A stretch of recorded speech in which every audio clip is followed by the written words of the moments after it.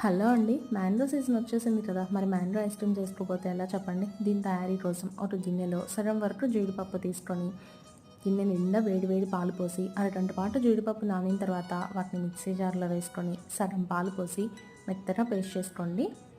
ఇప్పుడు ఇందులోనే సగం గిన్నె మిల్క్ పౌడర్, సగం గిన్నె పంచదార, మిగిలిన పాలు కూడా పోసి మరోసారి మెత్తగా పేస్ట్ చేసుకోండి.